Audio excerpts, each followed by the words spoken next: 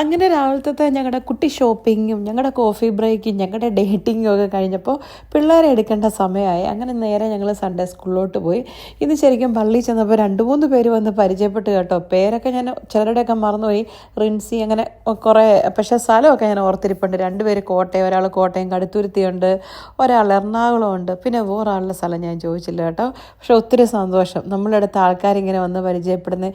എന്തോ നമ്മുടെ സ്വന്തം പോലെ കയ്യിലൊക്കെ പിടിച്ച് വർത്താനം പറയുമ്പോഴേ എനിക്ക് ഭയങ്കര സന്തോഷം. അപ്പോൾ വന്ന് വന്ന് മിണ്ടി എല്ലാവർക്കും ഒത്തിരി നന്ദി.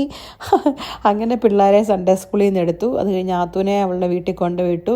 ഞാനും ജേഡും ജെസ്സിയോടെ നേരെ അൽവാദാമോളിൽ പോയി. കാരണം അൽവാദാമോളിൽ പോയി നമ്മൾ അറ്റൻഡൻസ് വെക്കണ്ടേ. അൽവാദയിൽ ചെന്നുകൊണ്ട് ഞാൻ ഓടിപ്പോയി ടിം ഹോട്ടൻസിൽ കയറി കേട്ടോ. എൻ്റെ മോൻ തന്നെ കോഫി കുടിക്കാനല്ല, അവന് ഇന്ന് നമ്മൾ ബ്രേക്ക്ഫാസ്റ്റ് വാങ്ങിച്ചില്ലായിരുന്നേ. അങ്ങനെ അവന് ബ്രേക്ക്ഫാസ്റ്റ് വാങ്ങിച്ചു കൊടുക്കാൻ കയറുതായിരുന്നേ.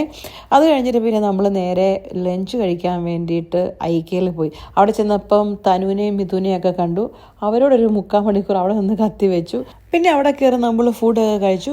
ഇന്ന് നമ്മളുടെ ലഞ്ച് കുറച്ച് ലൈറ്റ് ആക്കാമെന്ന് വിചാരിച്ചു. ഇപ്പം നിങ്ങൾ ചിന്തിക്കുന്നത് അങ്ങനെ വരാൻ വഴിയില്ലല്ലോ. അതിനൊരു കാര്യമുണ്ടെന്നേ പറഞ്ഞു തരാം.